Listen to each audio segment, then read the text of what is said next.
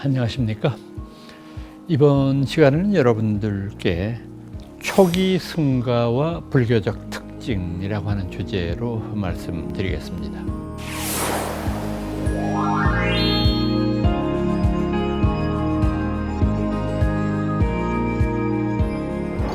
초기, 그러니까 서가모니 부처님이 저희들 곁에 계실 때, 그때 이분이 이룩한 불교가 가지고 있었던 사찰은 어떤 모습이었을까?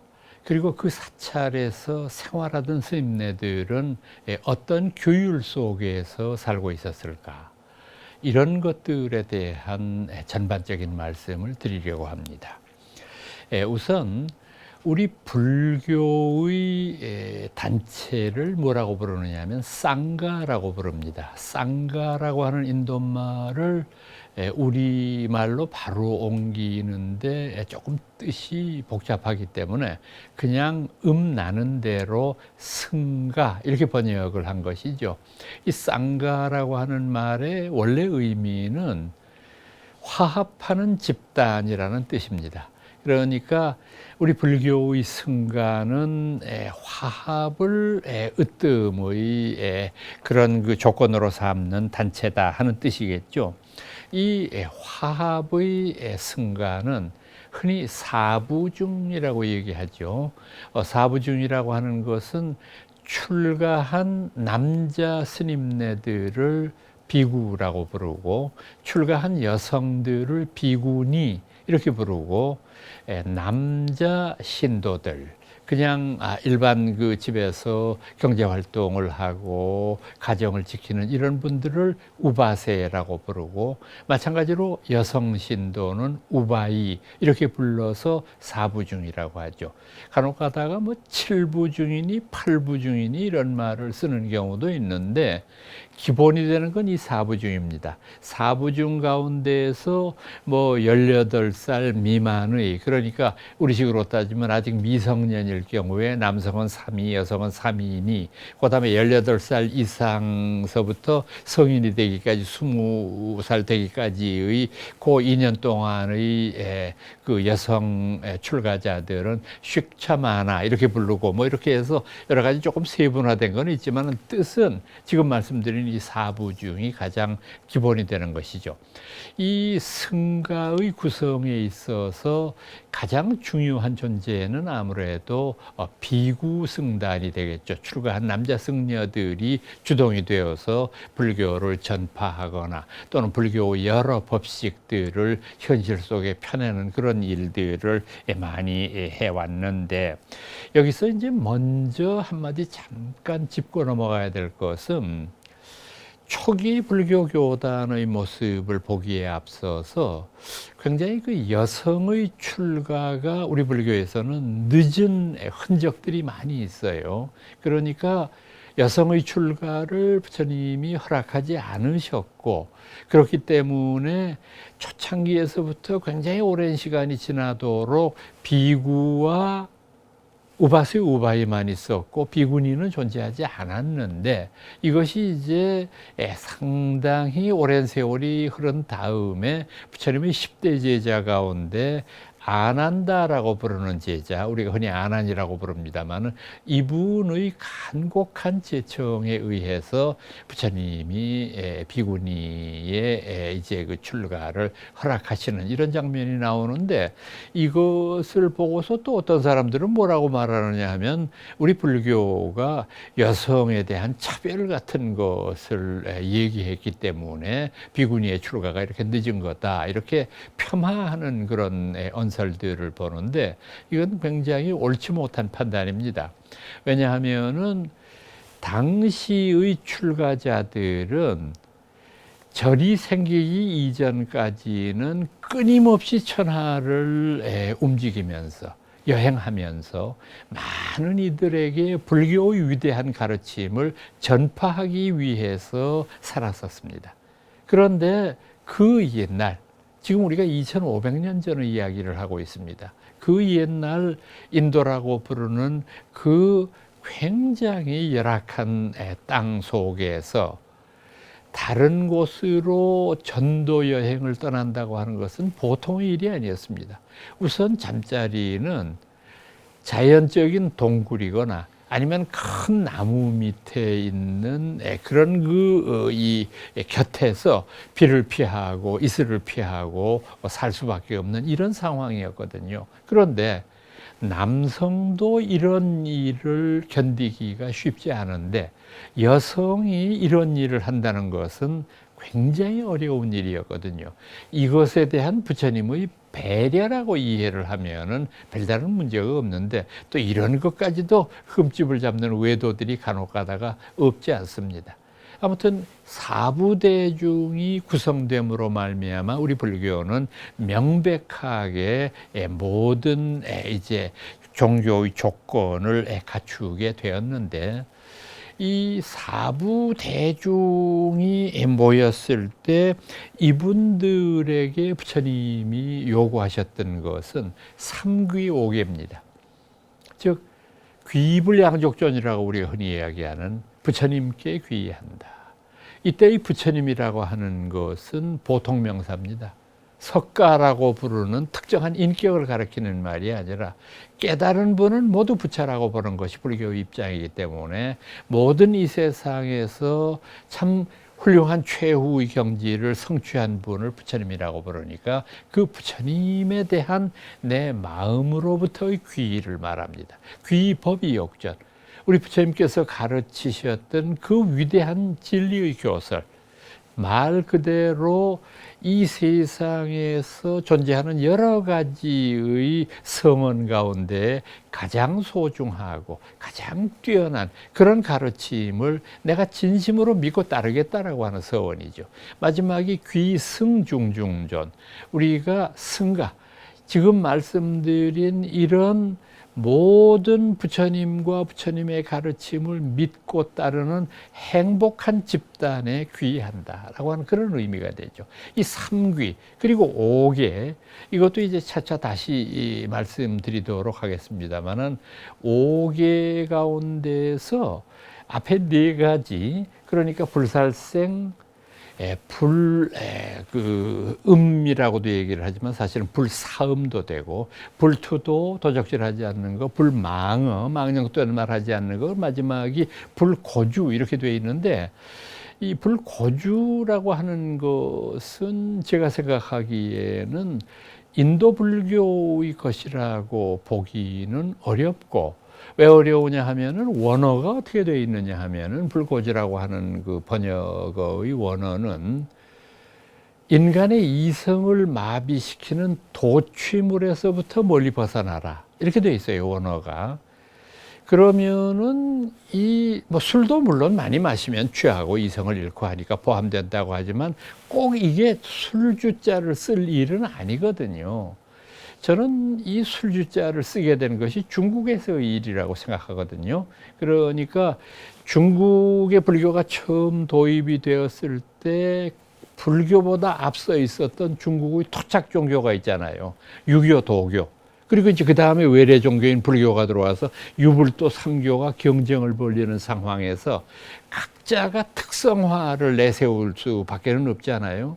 그러니까 불교가 자기들보다 선행주자였던 유교나 도교를 이기고 자기들의 특화된 전략을 얘기했을 때 우리는 당신들처럼 고기 먹고 술 먹고 이런 일 안 한다. 우리는 적어도 채식을 위주로 삼을 뿐 아니라 이성을 마비시키는 그런 일을 하지 않는 말 그대로 경건한 종교의 전형이다.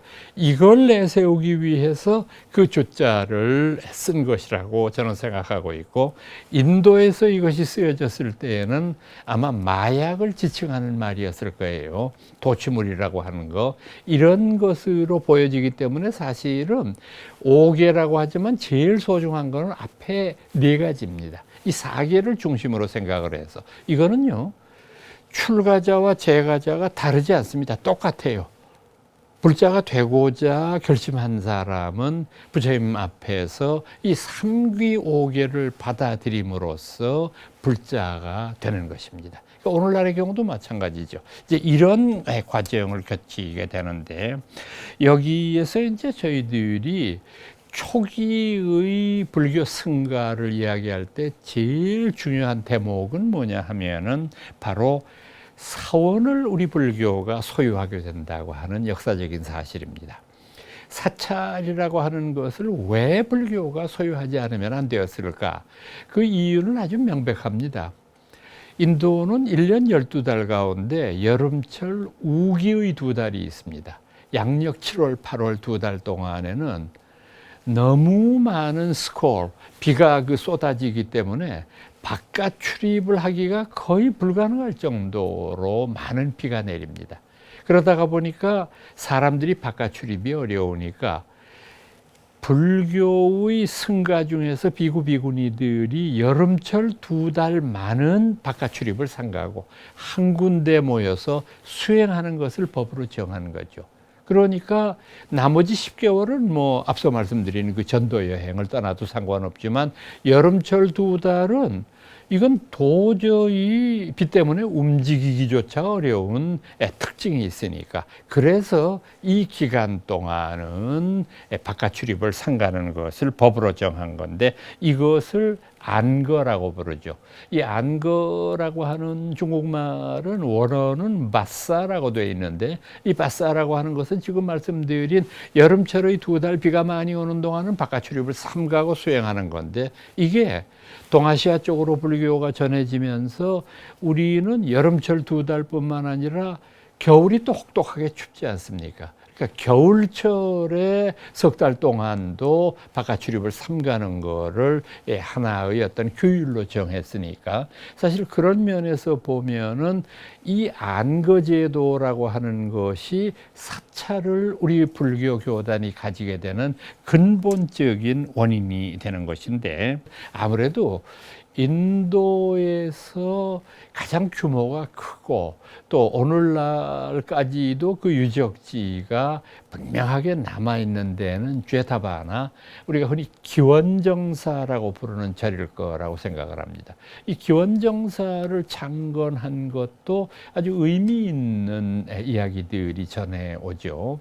이 기원정사는 부처님이 코살라라고 하는 나라를 방문했을 때 그곳에 있었던 어떤 재벌이 기증한 것입니다. 그러니까 부처님은 일생 동안 남쪽으로는 마가다라고 하는 나라에 제일 많이 내려가셨고 많이 머무셨고요. 그 다음에 북쪽으로는 지금 말씀드린 코살라에 많이 계셨으니까 이 두 나라를 집중적으로 왕래하셨던 걸로 보이는데, 이 코살라라고 하는 데에 어떤 한 불교 신자가 참 그 부처님 모실 때마다 너무 송구스러워요. 그 어른이 그냥 큰 나무 밑에서 비를 피하시거나 이런 모습을 보면서 가슴도 아프고, 어떻게 하면 이분을 좀 더 편안하게 우리 곁에 오래 모실 수 있을까 생각하다가 부처님한테 절을 하나 지어서 모시면은 훨씬 부처님도 편하시고 다른 모든 따르는 제자들도 편해질 것 같아서 그렇게 절을 짓기로 결심을 했습니다. 그래서 코살라라고 하는 나라에서 제일 좋은 땅터를 이렇게 보고 탐나는 데가 있어서 이제 그곳을 사려고 했는데, 공교롭게 그 장자가 사려고 하는 땅이 그 나라 임금의 아들 태자의 별장이었어요. 그러다가 보니까 가운데 사람을 넣어서 자꾸 팔라고 해도 태자가 뭐 돈하고는 관계가 없는 사람이잖아요. 그 뭐 천금을 줘도 안 팔겠다고 그러는데, 집요하게 이 장자가 팔라고 자꾸 이렇게 이제 채근을 하니까 귀찮아서 태자가 어떤 말을 했느냐면, 정말 안 팔겠다는데 어떻게 이렇게 집요하게 나한테 얘기를 합니까? 만약에 당신이 정 그 땅을 사고 싶으면 땅 위를 전체 다 순금으로 덮으면 그때 내가 한번 생각해 보겠습니다. 말이 끝나기가 무섭게 이 장자가 그 태자의 별장 위에다가 금을 깔기 시작합니다. 아이 태자가 잠깐 일이 있어서 나갔다 들어와 보니까 이 사람들이 와서 그 땅 위를 금으로 덮고 있어요. 하도 놀래가지고 이게 무슨 일입니까? 당신이 조금 전에 땅 금으로 덮으면 판다고 그래서 내가 덮습니다. 태자가 감동했어요. 무엇에 쓰려고 그러면 이렇게 귀중한 그 금을 덮습니까? 예. 태자님은 모르실지 몰라도 부처님이라고 한 분이 있습니다. 참 훌륭한 분인데 그분의 가르침을 믿고 따르는 사람들이 이 코살라에서도 굉장히 많습니다. 그분이 이곳에서 머물 수 있도록 제가 이 땅을 사려고 하는 겁니다. 태자가 다시 말을 했죠. 그러면 나머지 땅의 절반은 제가 희사를 하겠습니다. 그렇게 훌륭한 분이라고 한다면 모든 사람들이 하나의 그 자그마한 금반지를 위해서 목숨을 버릴 정도로 탐착하는데 이걸 세상에 맨 땅 위에다가 덮을 정도로 그것도 당신 개인적으로 무슨 쓰는 목적이 아니라 부처님을 위해서 헌납하겠다는데 정말 그분이 얼마나 훌륭한 분인지 알겠습니다. 이렇게 해서 생겨진 절이 기원정사입니다. 지금 이 인도의 기원정사라고 하는 곳은 인도의 슈라바스티라고 하는 데에 있습니다. 슈라바스티. 이 지명도 재미있는 지명이에요. 이 슈라바스티라고 하는 지명을 옛날에 중국 사람들이 불경을 옮길 때 말입니다. 슈라바스티. 그때 부처님께서 슈라바스티에 계실 때 이걸 여러분들 같으면 한문으로 어떻게 옮기시겠어요? 그래서 이때 어떻게 썼느냐 하면 일시의 불제 신라벌, 슈라바스티, 신라벌 비슷하잖아요. 음나는 그대로 해서. 그때 부처님이 신라벌에 계실 때 여러분 어떻게 연상되는 단어가 없습니까? 신라벌, 우리나라에 들어오게 되면 설화벌 이렇게 되잖아요. 그 다음에 저는 우리나라의 수도 서울도 여기에서 왔다고 생각을 합니다. 슈라바스티라고 하는 게 신라벌, 신라벌이 우리나라에 들어와서 설화벌, 나중에 이것이 라자가 가운데 생략이 되면 서벌, 서벌이 서알, 서알이 서울 이렇게 된 거라고 생각을 합니다. 그러니까 이상하잖아요. 서울이라는 순수 우리말 이름이 어디에서 왔는지 그 흔적을 찾을 길이 없어요. 대부분 고대 사회라고 한다면 이게 한문 이름이 있어야 되는데 없잖아요. 그래서 오죽해야 옛날에 중국 사람들이 하도 서울이라는 걸 발음하기 싫어하고 늘 한성이라고 쓰거든요. 이게 말이 됩니까? 남의 수도가 한성이라고 하는 언제적에 쓰여졌을지도 모르는 이름을 가지고 그래서 우리나라 정부에서 항의를 하고 그 한성이라는 말 대신에 서울과 발음이 비슷하고 뜻도 괜찮은 수이라고 하는 말을 쓰도록 좀 해주십시오. 아직까지도 다 고쳐지지는 않았어요. 근데 많이 고쳐지기는 했더라고요. 보니까 수이 뭐 이런 식으로 쓰게 되는데 이 서울이라고 하는 명칭도 사실은 부처님께서 오래 머무셨던 슈라바스티라고 하는 그 음역일 거라고 저는 생각을 하고 있습니다. 이 슈라바스티라고 하는 데에 있는 기원정사터는 보면 굉장히 우선 규모가 어마어마합니다. 우선 들어가는 그 입구에서부터 거대한 강당터가 보이고 그 다음에는 부처님이 직접 드셨다고 하는 우물의 흔적이 아직도 남아 있고 또 부처님이 계시던 요사체도 지금 그대로 있고 탑의 자리도 남아 있고요. 그래서 이 모든 것들이 남아 있는 유물 구조로 보면 적어도 1000명 이상이 한 곳에서 생활할 수 있는 그런 어마어마한 규모를 가지고 있죠. 그러니까 이런 기원정사를 소유하게 되면서부터 불교의 본격적인 어떤 규율들이 결정될 수밖에 없지 않습니까?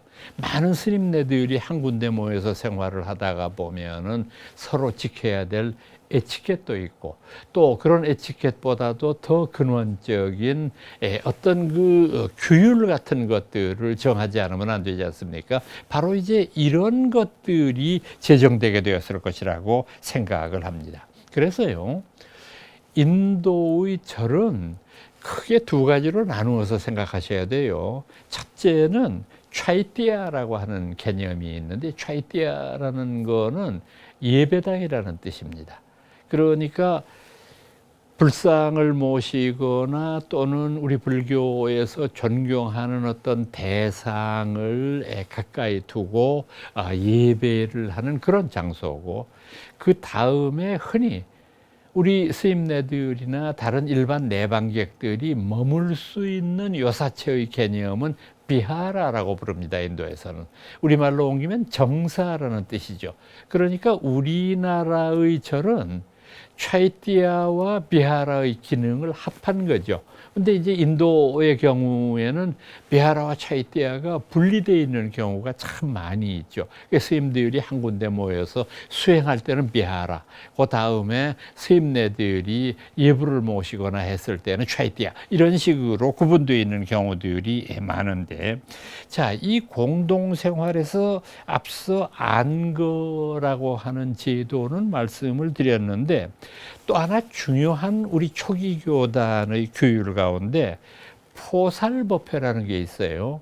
포살, 인도말로는 우퍼사타라고 쓰는데요. 이 우퍼사타라고 하는 것은 요즘 우리가 쓰는 용어로 말씀드리면은 참회의례입니다. 참회하는 거. 사실 저는 이것이 굉장히 중요한 불교의 어떤 법칙이라고 생각하는데, 인간이 살아가면서 죄를 짓지 않고 산다는 것은 참 어려운 일입니다. 우리가 위선으로 남에게 죄를 안 지은 것처럼 보이게 할 수는 있어요. 그러나 자기 스스로 양심을 속이는 일은 굉장히 어렵고, 남은 속였지만 내 스스로는 속이지 못하거든요. 그렇기 때문에 사람들은 끊임없이 자신의 허물을 뉘우치고, 또 뉘우칠 뿐만 아니라 그것을 다시는 범하지 않겠다고 하는 서원을 세워야죠. 조금 후대의 일이기는 하지만은 이런 불교의 규율을 뽑아놓은 불교 경전 가운데 법망경이라는 부처님 말씀이 있거든요. 이 법망경에는 보면 10중 48경계라고 하는 설명을 합니다. 10중 바라이라고 하는 겁니다. 빠라주이카라고 하는데 인도말로는 10가지의 중죄입니다. 이 중죄는 범하면 교단 추방입니다. 불교의 가장 엄격한 계율을 10가지의 무거운 바라이죄, 이렇게 얘기를 했고, 48경계라고 하는 것은 48가지의 가벼운 계율들입니다. 가볍다고 하는 것은 살다가 보면 뭐 자주 범하면 물론 안 되겠지만은 자주 범할 수도 있는 그런 일들입니다. 그 48경계 가운데에서 이 앞에서 눈에 띄는 대로만 이렇게 보면은 우선 뭐가 있느냐 하면은 식욕이 있어요. 고기를 먹는 행위 같은 것들. 또 조금 후에 내려가다가 보면은 뭐가 있느냐 하면은 음주가 있어요. 술을 마시는 행위. 이제 이런 것들은 자주 범하면 안 되지만 범할 수도 있는 가벼운 죄다 해서 48경계, 이렇게 말하는 것이죠. 그런데 이 모든 것의 가장 기본이 되는 것은 참회의 의례입니다. 그래서 포살법회를 행하는 법식도 우리 불교 경전에 아주 상세하게 언급이 되어 있습니다.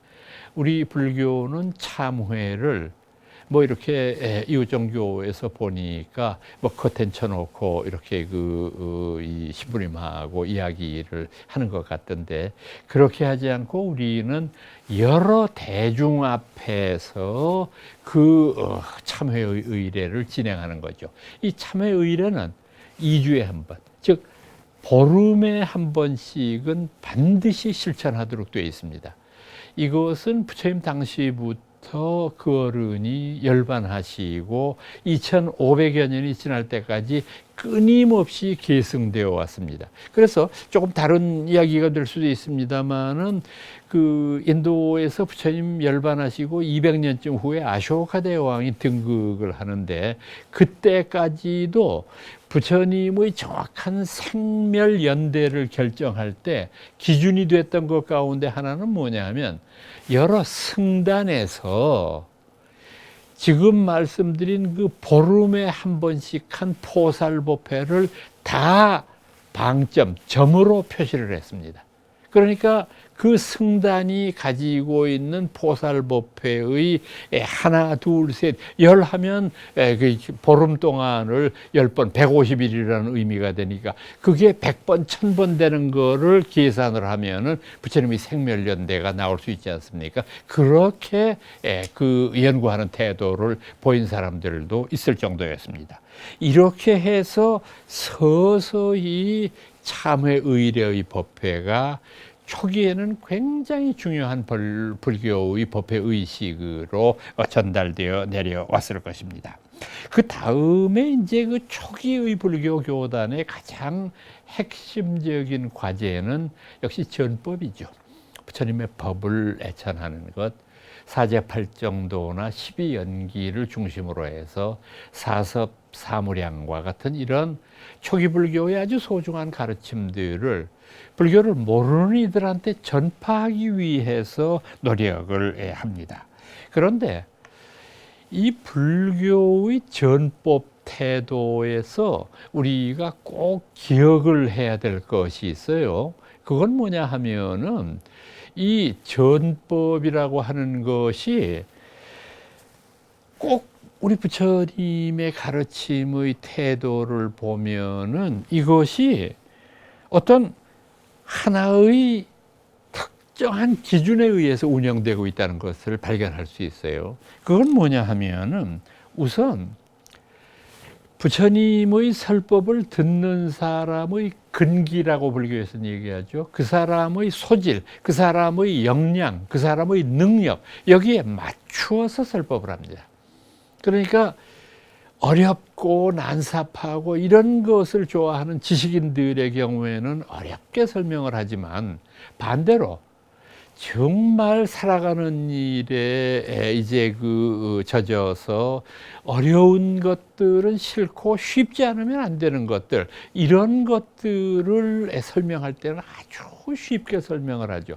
자, 한마디로 우선 이런 게 있어요. 불교 경전 중에서 포유경이라는 경전이 있어요.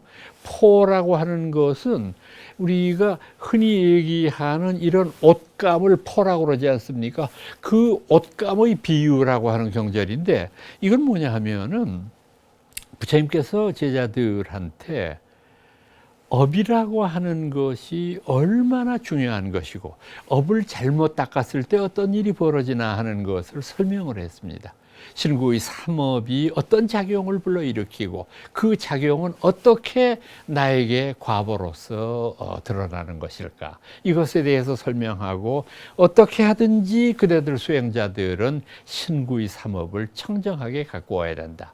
그런데 법문을 그렇게 열심히 했는데도 그 가르침을 한 번 들으면 잊어버리는, 뭐 조금 기억력이 부족하거나 머리가 나빴거나 그렇겠죠. 그런 비구가 있었어요. 그러다가 보니까 다른 이들이 전부 그 비구를 멸시하고 그 비구에게 이제 가까이 가지도 않으려고, 저런 머리 나쁜 사람이 우리 일원이라니 이렇게 조롱되고 그랬습니다. 그러다가 보니까 요즘 우리가 쓰는 말로 이 비구 스님이 왕따가 돼가지고 혼자 이렇게 이제 돌아다니니까 부처님이 그걸 이제 유심히 보시다가 그 비구를 언제 불러서 말씀하셨습니다.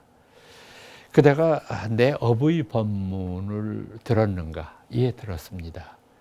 근데 그것을 잘 이해하거나 또는 잘 외우지 못하는가? 죄송합니다, 부처님. 제가 머리가 나빠서 도저히 못 외워서 송구스럽습니다. 그래.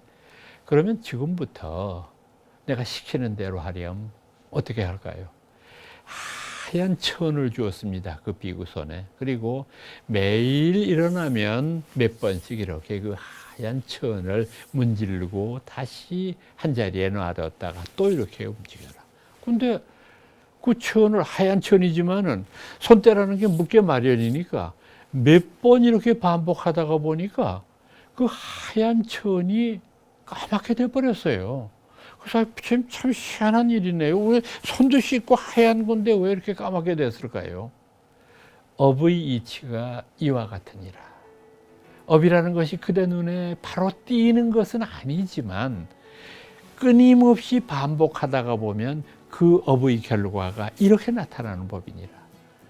비구가 자신도 모르는 사이에 춤을 덩실덩실 추면서 나는 이제 업의 이치를 깨우쳤노라. 업이라고 하는 것이 얼마나 무서운 반향의 작용을 일으키느냐라고 하는 것을 깨쳤노라 라고 노래를 불렀다는 그런 그 일화가 포유경에 전해옵니다. 그러니까 대기설법의 태도가 이분에게 가장 소중한 거였고 중생들의 근기에 맞추는 그런 설법을 했는데, 그러다가 보니까 이분이 굉장히 당시 인도의 지식층 사회, 그 중에서도 특히 호부 장상들이나 권력층, 임금이나 또는 귀족들, 이런 분들 가운데 불교 신자가 많아요. 아마 이제 이것은 두 가지로 나누어 생각할 수 있을 거예요. 역시 그런 분들은 지식계급에 속했던 사람이니까 부처님과 같은 그런 지적인 가르침에 쉽게 매료될 수 있는 그런 특징이 있을 거다 하는 걸 먼저 염두에 둬야 될 거고, 두 번째로는 고대 사회에서는 이런 영향력 있는 이들을 불교인으로 귀의시킴으로 말미암아 그 불교의 빛이 은은하게 다른 중생들에게 펼쳐질 수 있기 때문이라는 부처님의 생각이 있었을 거예요. 그러니까 한번 생각을 해보세요. 뭐 오늘날도 특별히 다르지는 않습니다만은 고대 사회에서는 어떤 절대 권력을 가진 사람이 불교를 믿느냐 안 믿느냐에 따라서 그 나라의 모든 것들이 바뀔 수도 있을 정도의 영향력이 있지 않습니까? 그것을 부처님이 염두에 뒀기 때문에 제왕들을 다투어서 교화한 것이 아닌가라는 그런 생각을 합니다. 그리고 또 하나 부처님의 전법 태도에서 소중한 것은 뭐냐 하면은 반복 법문이에요.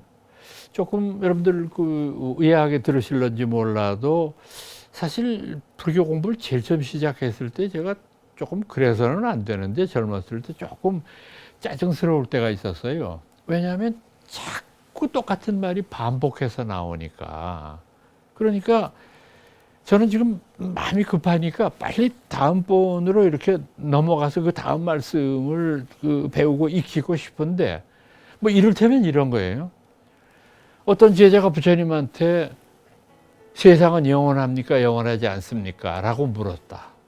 그때 부처님은 세상은 영원하다면 영원하지만 영원하지 않다면 영원하지 않은 것이다 라고 대답을 하셨다.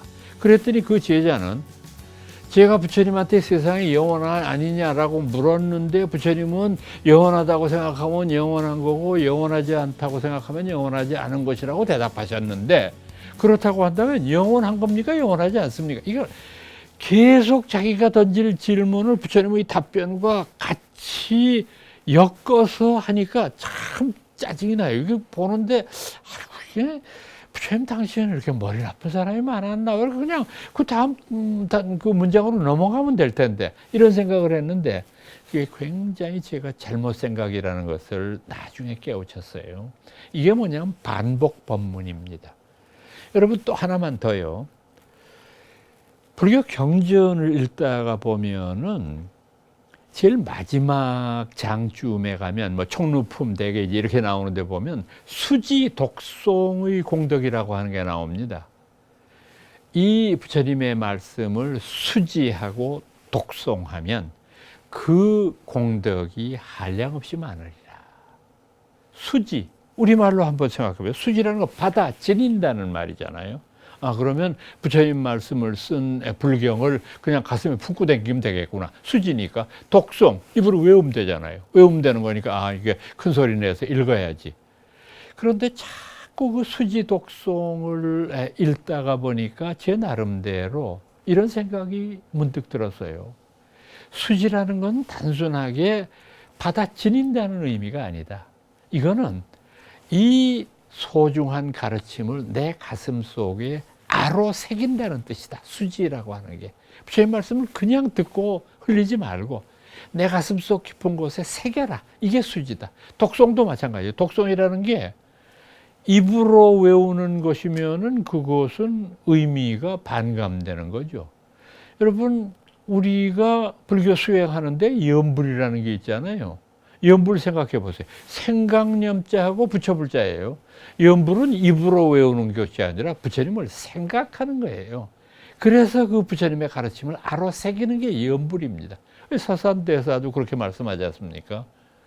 염불을 하라고 가르쳤는데 염불은 하지 않고 입으로만 관세음보살을 부르고 있으니 그건 염불이 아니라 호불이다. 참 그 양반도 시니컬한 사람이에요. 그런 그 아주 극단적인 표현을 써서 수행의 참다운 의미를 우리들한테 일러주시지 않습니까? 그런 뜻으로 이 많은 부처님의 가르침을 반복적으로 가르침으로써 그것을 내 것이 되도록 하는 그런 공부 방법입니다. 옛날에 서당식 교육이라고 하는 것도 한번 생각해 보세요. 우리가 지금 뭐 그 고리타분한 교육이라고 쳐다보지도 않으려고 하는데 그 서당 교육은 뭡니까? 훈장한테 회초리로 종아리를 맞으면서까지 그 전날 배운 거를 다 외우지 않으면 다음으로 넘어가지 않잖아요. 그러니까 철저하게 반복 교육입니다. 외워서 하는 거예요. 근데 사실은 요즘 우리가 진행하고 있는 이런 그 사양적인 형태의 강의라고 하는 것이 참 훌륭하고 좋을 것 같은 생각이 여러분들 드실런지 몰라도 그렇지 않습니다. 서양식의 이런 강의는 우리들을 반복적으로 이해시키는 데는 미흡하거든요. 그것을 부처님은 실현하신 거다. 이렇게 말씀드릴 수가 있습니다. 그렇다고 한다면 초기 불교의 교단은 어떤 특징을 가지고 있을까? 우선 부처님의 모든 가르침이 그렇습니다만은 특히 사제팔정도를 중심으로 생각해 보면 참 그 가르침 자체가 굉장히 논리적이고 체계적이라는 걸 우리가 느낄 수가 있어요. 자, 사제팔정도 한번 복습해 보시죠. 고죄, 삶은 고통이라고 하는 것. 집죄, 그 고통의 원인은 탐진치의 삼독심이라고 하는 것. 멸죄, 그 모든 고통을 없애버린 행복의 경지. 멸을 얻기 위해서는 어떻게 해야 되느냐. 도죄, 정견, 정사, 정어, 정업, 정명, 정념, 정정진, 정정. 이 8가지는 위에 탐진치의 삼독이 나왔기 때문에 다시 셋으로 요약하면 개정해가 되는 것이죠. 그러니까 해탈이란 건 뭐냐? 탐진치의 삼독심이 개정해로 바뀌게 되는 것. 아주 정연하잖아요. 수학 공식 보는 것 같지 않습니까? 그렇게 이런 체계적인 가르침을 주셨기 때문에 많은 인도 지식인들의 호응을 받을 수 있었던 거라고 저희들은 생각합니다. 그 다음에 또 부처님의 가르침의 특징 가운데 하나는 외도들의 도전에 대해서 정면으로 대응하기보다는 외도들 스스로가 자신의 잘못을 뉘우치게 만드는 그런 고차원적인 어떤 방법을 쓰셨다고 하는 점입니다. 이를테면 그런 거 여러분들 아마 유명한 일화니까 다 아시리라고 생각합니다만은 불교 교단이 아주 번성하고 발전하게 되니까 불교와 거의 동시대에 있었던 다른 종교에서 굉장히 시기를 하고 비판을 하는데 뭐 딱히 흠잡을 때가 있어야죠. 부처님 가르치신 것 중에서. 그래서 아주 졸렬한 방법이지만은 몇몇 이교도들이 부처님을 비입자하고 찾아왔어요. 뭐 저들이야 뭐 그런 사람들이 늘 다반사로 오는 일이니까 안내했겠죠. 그래서 부처님을 비했는데 인사도 끝나기 전에 이 외도들이 부처님을 향해서 아주 듣기 거북한 욕설을 내뱉기 시작했습니다. 참 나의 나쁜 놈이고 남을 속이는 사람이고 막 그냥 욕설을 퍼부니까 옆에 있는 제자들도 당황하지만 어떻게 할 방법이 없잖아요. 막 강제로 이제 끌어내려고 이렇게 하니까 괜찮다고 그냥 놔두라고. 가만히 부처님이 듣고 계시니까 하는 사람이 좀 싱겁지 않습니까? 뭐 좀 이렇게 대꾸를 하고 부처님이 덤벼들어야 이게 좀 더 심한 용담으로 이제 그 욕지거리로 시작을 하도 가만히 계시니까 묵무부답이니까 그 다 듣고 계시다가 부처님이 물었어요. 다 하셨냐고. 예, 뭐 조금 더 하고 싶은데 뭐 대꾸가 없으니까 재미가 없어서 그만하겠습니다. 그때 부처님이 이런 말씀하셨죠. 만약에 당신이 다른 어떤 이에게 선물을 가지고 가서 드리려고 하는데 그 상대방이 선물을 받지 않으면 어떡하겠습니까? 뭐 내가 주려는데 안 받으니 어떡합니까? 내가 도로 가져와야죠. 당신이 지금 나한테 참 나쁜 욕들을 내뱉었는데 내가 그 욕을 안 받아들이면 어떡하겠습니까? 그럼 제가 도로 가져가야죠. 가져가시죠. 그 말 하는 순간에 외도들이 얼마나 부끄러워요. 참 부처님의 깊은 뜻을 헤아릴 수 있지 않습니까? 바로 이와 같이 어떤 침묵의 언어로 상대방, 특히 외도들을 교화하는 그런 특징이 있었습니다. 또 전체적으로 우리 불교가 많은 호응을 얻었던 초기 교설의 가장 중요한 핵심은 뭐냐면 인간성의 무한한 가능성을 이야기한 것입니다. 부처님 가르침의 소중한 점은 바로 거기에 있거든요. 모든 생명은 소중하고 그 모든 생명 가운데에서도 인간의 존재가 가장 중요하고 아름다운 것이다. 왜 여러분들 흔히 초파일 날 보면은 아기 부처님 우리가 목욕시키는 그런 의례를 하지 않습니까? 조그마한 부처님을 연꽃에 쌓여서 놓고서는 우리가 물을 그 위에 정중하게 부어드리는 그런 의식. 그런데 여러분들 생각해 보세요. 그때 그 동자의 손을 보면 오른손으로는 검지로 하늘을 가리키고 있고 왼손으로는 역시 검지로 땅을 가리키고 있거든요. 그럼 그것을 뭐라고 우리가 그 뜻을 해석해야 되느냐? 부처님께서 탄생설화에서 남기신 대로 천상천하의 유아독존이라고 하는 걸 상징하는 겁니다. 하늘 위, 하늘 아래에서 나 홀로 높고 존귀롭다. 이 말도 생각하기에 따라서는 조금 교만하게 들릴 수도 있어요. 인간의 존재가 소중하긴 하지만 뭐 꼭 그렇게까지 표현할 수가 있는가?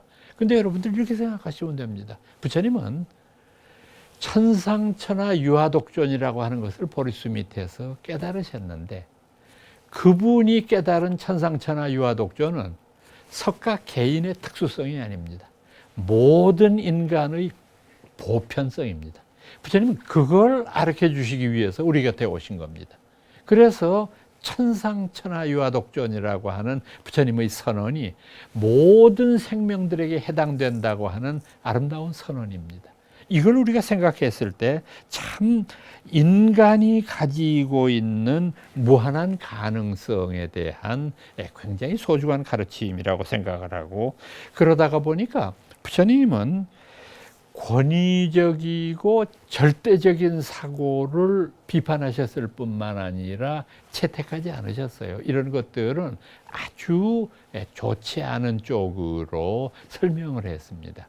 그것은 여러분들이 예를 들어서 부처님의 가르침 가운데 우리가 꼭 기억해야 될 몇 가지가 있는데 그 중에 하나는 부처님은요. 당신이 계셨을 때에 당신의 얼굴 모습이나 몸통을 그림이나 조각으로 만들어 모시는 것을 금했습니다. 절대 해서는 안 된다. 그 옛날 부처님이 한번 먼 나라로 떠나시게 되면 참 뭐 몇 년 후에 혹은 10년 후에나 오실지 모른다 하는 그런 상황이 있으니까 참 그 부처님을 사모하는 제자들은 혹시라도 부처님 얼굴을 초상으로 그려 모셔서 저희들이 조석으로 경배하면 어떻겠습니까? 그때 부처님은 그렇게 말씀합니다. 나라고 하는 존재의 이 늙은 몸을 본들 무슨 소용이 있으랴? 그대는 이렇게 알아야 한다. 나를 보는 자는 법을 보고 법을 보는 자는 나를 보고. 내가 이제 부처님이 이제 열반하시기 전에 직접 남기신 말씀 중에서 그런 인상적인 말씀도 있어요. 부처님이 이제 80세가 되시던 이른 봄에 이제 그 바이샤리를 지나실 때 아마 당신의 죽음을 예견하셨던 것 같아요. 옆에 그림자처럼 모시고 있던 아난존자에게 이렇게 말씀하셨습니다. 아난이여, 앞으로 석 달 후에 열애는 열반에 들리라. 아난은 참 슬펐어요. 물론 뭐 부처님이 영원히 계실 수는 없겠지만은 당신의 죽음까지 예언하신 분이니까 조금이라도 더 연장시킬 수 없겠습니까? 라고 부처님한테 말씀을 드렸습니다. 그때 부처님이 이렇게 말씀하십니다. 만약에 내가 영원히 살 수 있다고 한다면 나 또한 그대들에게 거짓말을 한 것에 불과하니라. 내 신체는 부모로부터 물려받은 것이기 때문에 그 물려받은 신체가 늙어서 썩어 없어지는 것은 당연한 이치니라. 그러나 내가 간 후에 그대들은 우리 불교 교단에 지도자가 없어졌다고 생각해서는 안 된다. 내가 간 후에는 내가 가르친 진리와 그대들 스스로의 양심이 우리 불교 교단을 지키는 등불이 되리라.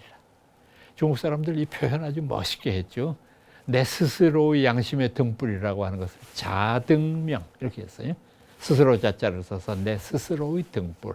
부처님의 진리의 가르침을 법등명 이렇게 불렀습니다. 이 자등명과 법등명 이 두 가지의 가장 중요한 가치 기준이 우리 불교 교단을 이끄는 등불이 되리라 이렇게 말씀하셨죠. 그러니까 이 마지막 유훈에서 보시는 대로 그분은 인격의 무한한 가능성, 그 인격을 통해서 우리가 해탈할 수 있고 동시에 그 인격을 잘못된 방향으로 유도했을 때 바로 지옥의 나락에 떨어질 수 있는 그런 존재다라고 하는 말씀을 하신 것 아니겠습니까? 바로 이런 관점에서 우리가 초기 불교 교설의 특징을 짚어볼 수 있으리라고 생각합니다. 오늘은 여러분들께 초기 불교 승가의 특징이라고 하는 주제로 말씀드렸습니다. 여러분 오늘도 열심히 동참해 주셔서 고맙고요. 또 다음 시간에 뵙도록 하겠습니다. 여러분 안녕히 계십시오.